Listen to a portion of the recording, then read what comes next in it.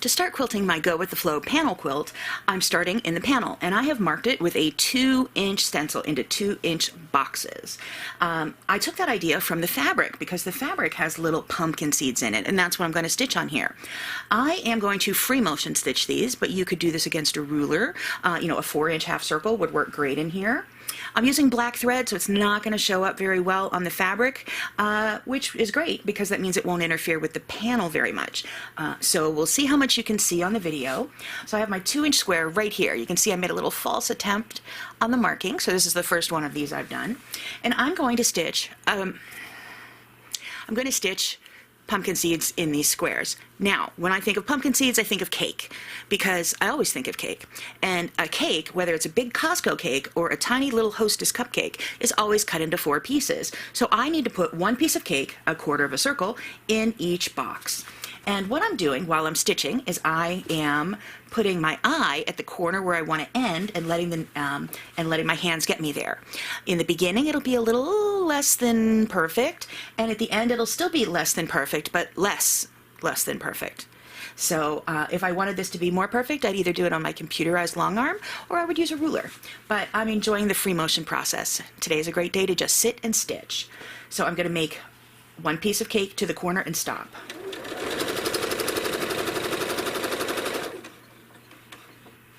And then I'm going to make another piece of cake down here. So that's basically a half circle. And I'm going to make another piece of cake.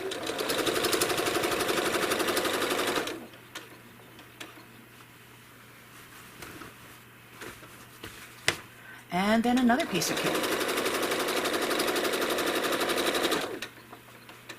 And I'm going to quilt that all the way down.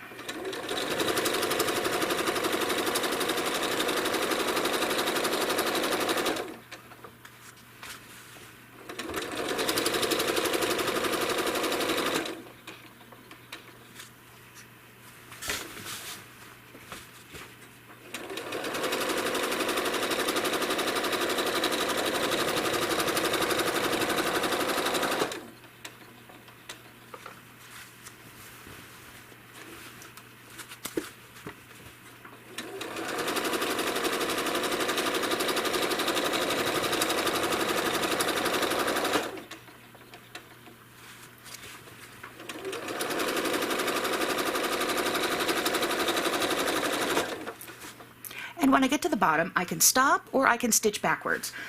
I'm going to stop and then go back to the top again. This design I can stitch backwards, so you do whatever works best for you.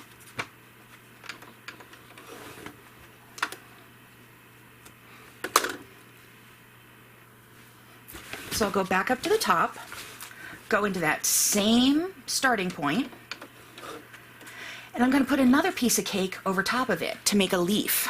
To make that orange peel, that leaf. So I'm going to put a piece of cake here and here, and here and here.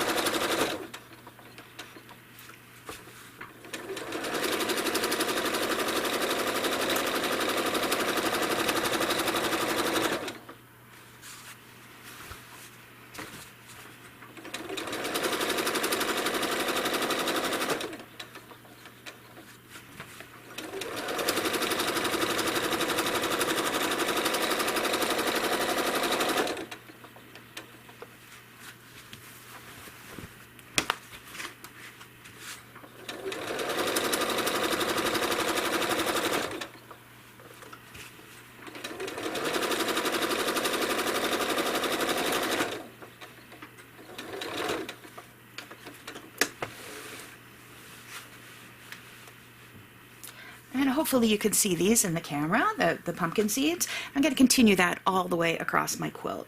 The next one will be reversed. You have to make sure the leaves go out in the opposite direction.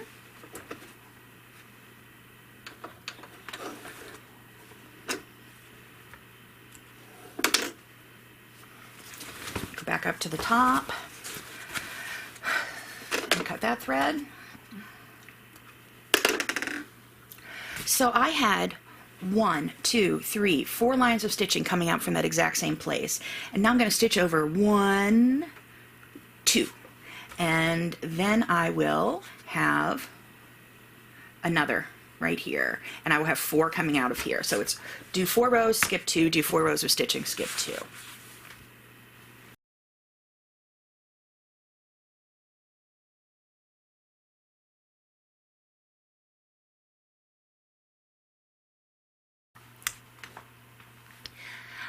I'm ready to quilt the next section of the panel, which is this 2-colored floral stripe, and I'm going to quilt horizontal lines that I have marked with a stencil and pounce powder, and I'm ready to quilt this stripe of my panel, and it is a stripe, it's not a seam. I'm going to quilt horizontal lines from this line, from this change of color here, across over to this green stripe here. Now, I'm going to use a ruler to do this, and when I use a ruler, I need to use a ruler foot for my machine. This is the one that's made for my machine, and 1/4-inch rulers are the size that work for my machine. Please do not use your regular foot. Please talk to your machine manufacturer about what ruler is right for, what ruler foot you need for your machine, and then what size rulers you need. You can get a ruler that's too tall or too short for your machine, and it can damage your machine. To get started stitching, I'm going to position my ruler a 1/4-inch away from where I want to stitch, because that is how far away my needle is from the edge of the foot. And the easiest way to do this is to start by putting your ruler against the foot. You may notice I have some ruler grip on this ruler so that it will move the quilt for me. So put your ruler against the foot and rotate it so it's parallel to the line.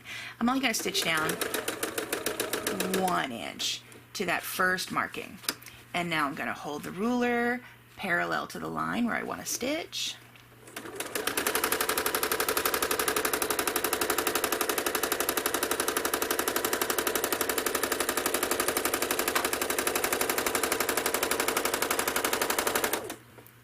Now, why did I stitch back?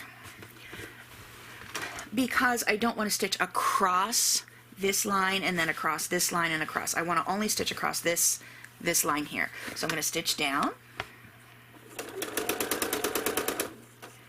I would love to use an L-shaped ruler to do this, but this one isn't as long as I need it to be. It doesn't reach all the way over, so I'm going to use a straight ruler and stitch. Otherwise, I can stitch over, back, move the ruler down, down, over, back, move the ruler down.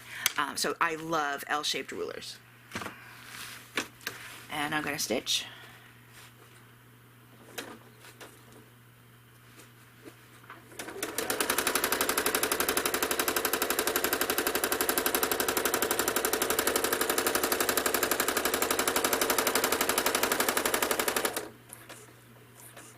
Across and back.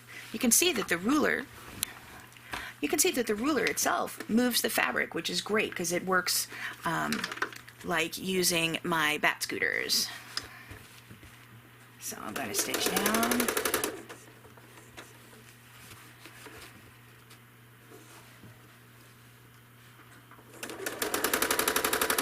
Stitch across.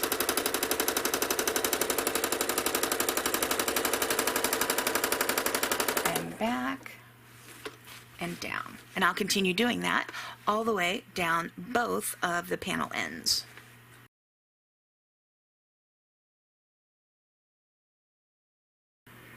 I added side pieces to my panel to make it square, and I added a little bit at the top and bottom as well. But in the side pieces, these wide side pieces, what I did was I drew a line down the center of the fabric, and then I used my Sue Pelland leaf ruler and drew a curve. There are many ways to draw a curve, but I just drew a curve, and I'm going to mirror image it on the other side. I've changed my thread to a medium green, a medium to light green, and I'm using a matching 80 weight bobbin. Now I'm stitching a variation of a feather here. It's going to be a little bit of a leafy feather, and I am not going to stitch the spine first. I typically do, but And sometimes I don't stitch the spine at all, but I will stitch the spine and I'm going to stitch it last. You'll see why.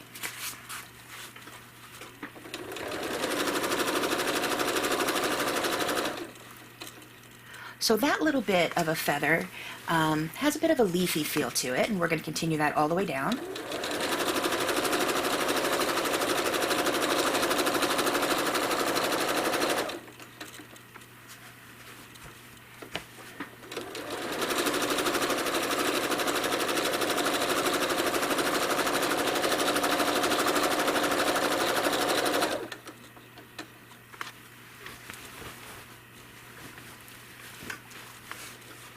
This is kind of like a regular feather. I go up the ski slope, around a curve, except I put a little dip in the curve.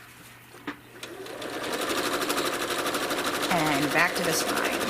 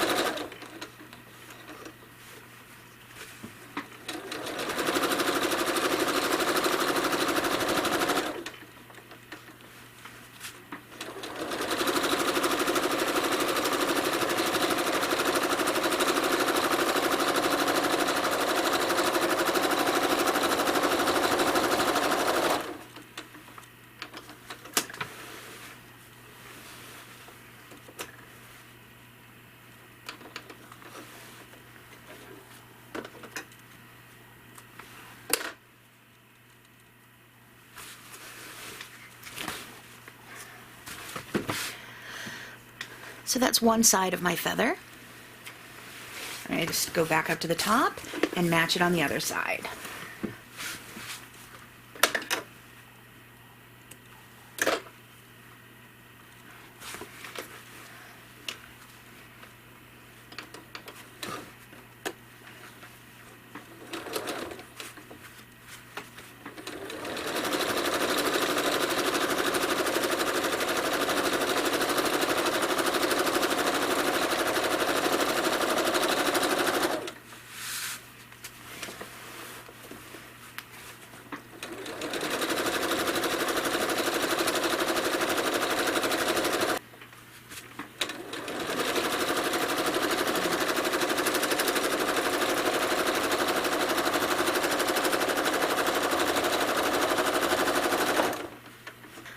Now I'm going to stitch the spine, and I'm also going to stitch some leaf veins in the middle of each of my leaf feathers.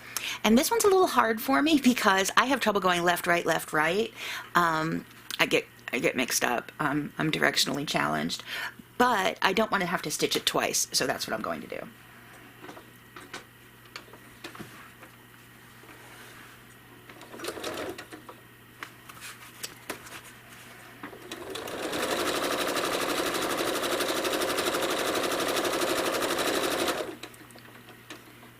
So I'm following the chalked line and then swinging out into the feather.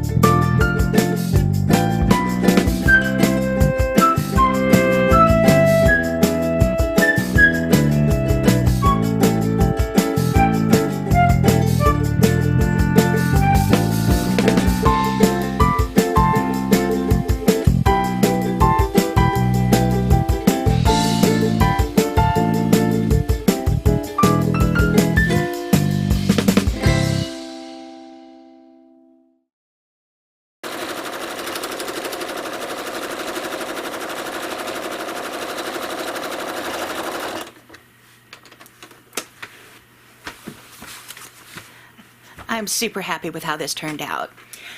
This feather would not have stuck out very much if I'd used black thread, because black thread on black fabric doesn't give a lot of dimension and it's kind of hard to see, but I really wanted this feather to show. That's what I had in mind whenever I designed the quilt. I do want to quilt some background quilting behind it, and for that I will change to black thread, and then I'm going to meander in the background.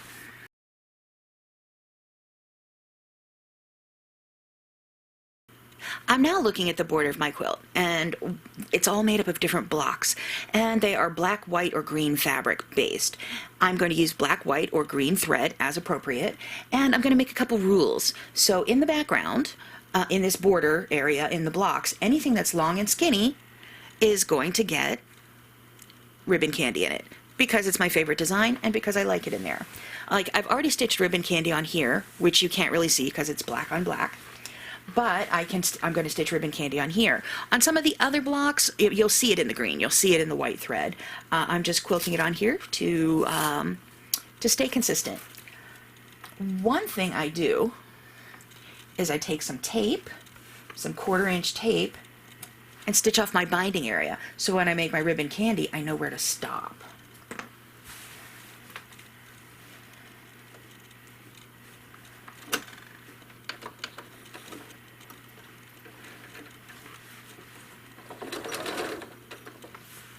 Now, when I quilt, I like to leave a hand width of fabric all around the edges of my quilt to give me something to grab onto so that I can continue to quilt. If I cut my backing to here, I've got nothing to hold on to while I'm quilting that end of my border.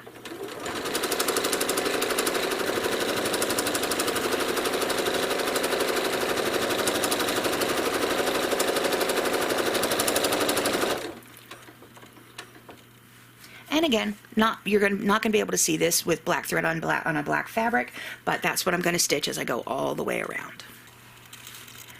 I'm working in the border now, and the border is made up of different blocks. And the blocks have a few basic shapes. There's some 4 batches, there are some thin strips, and I'm going to give myself some rules. Like, whenever I see a 4 patch, I am going to stitch a 4 leaves. So I'm going to start in the middle here with green, since both of these blocks are green.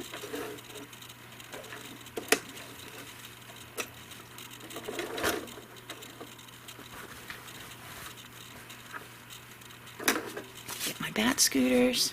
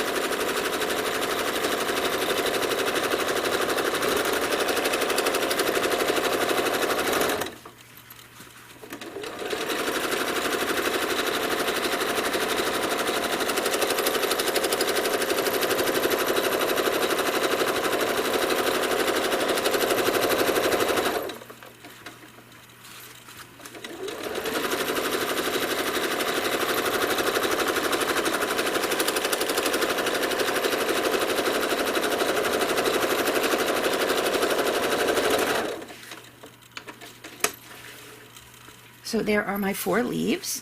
I stitched ribbon candy in this 2-inch section. I stitched it in black, which wasn't going to show. Here I'm going to do another 4 patch. And this is big. This is a little bigger. These are squares, so they're going to be slightly different size leaves.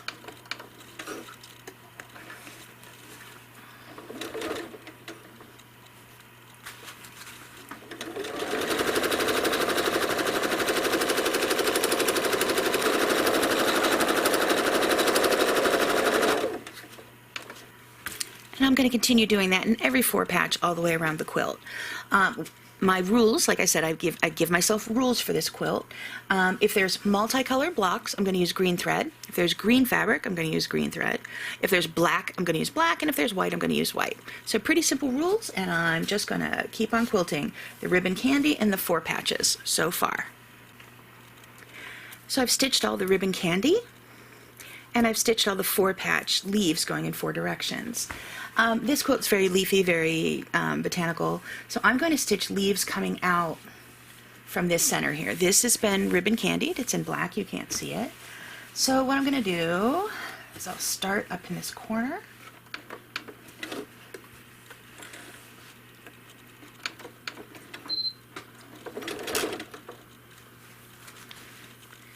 And I have several blocks that have a strip in the middle and 2 wider strips on the side. So I am going to make a leaf.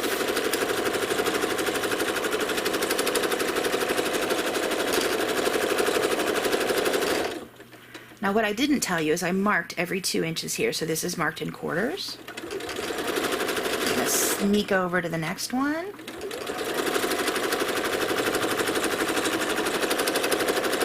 Make a leaf.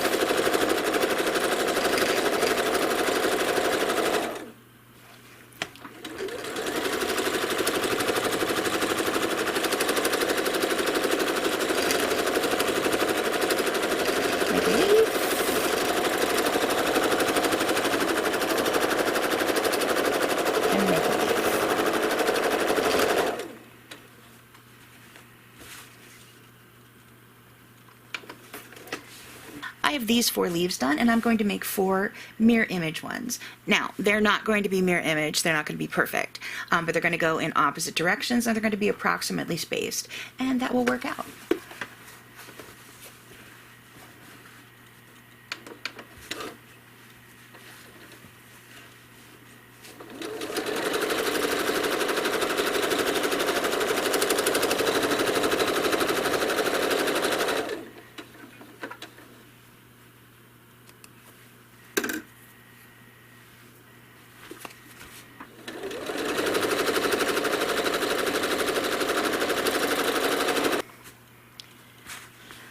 I'm going to continue around my quilt and put leaves in all of the blocks that have the center stripe, whether it's in green thread, black thread, or white thread.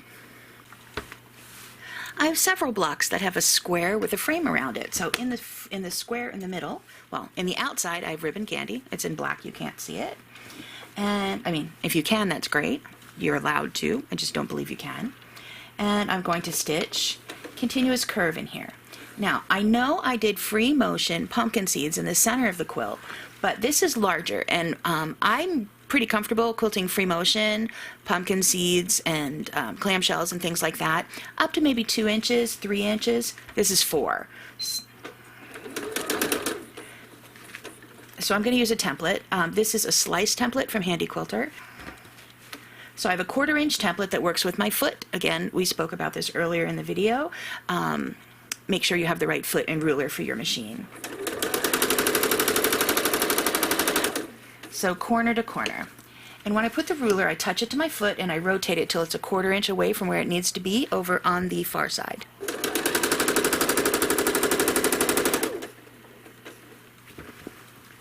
And I'm going to put the ruler next to my foot and rotate it till it is a 1/4 inch away from where I need it to end.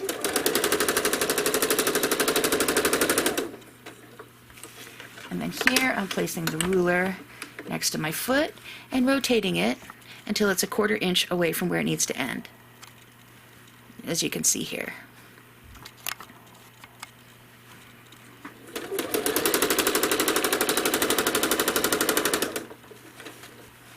And I'm going to do that in every square in a frame around my quilt.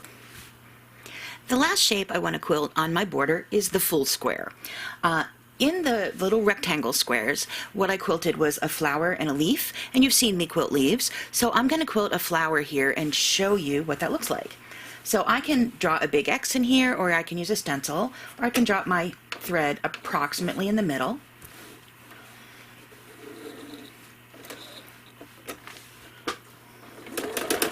I'm going to make some curves, and I'm going to make a line of curves, but I'm going to spiral it around the center here. So a curve. And I would have quilted this in black thread, but I want the green to show up for you.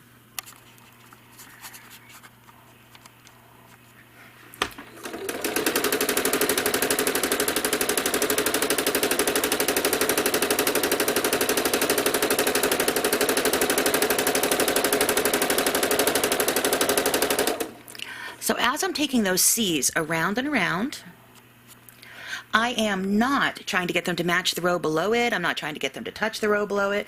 I'm just spiraling a row of curves, a C going around.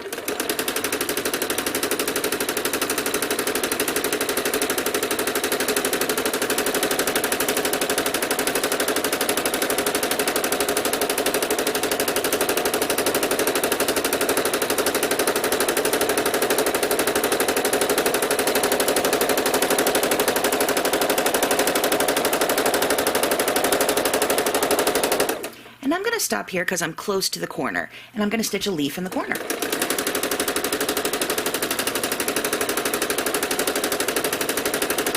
And continue around,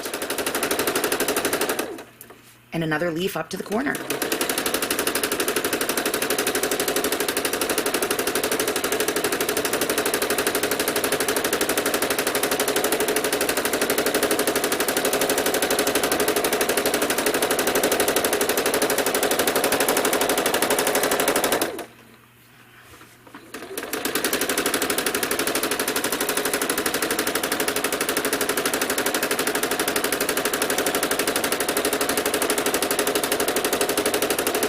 Ended here.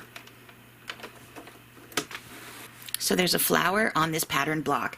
Not much of it's going to show. I could have just meandered it, but I wanted to keep in theme with the leaves and the flowers.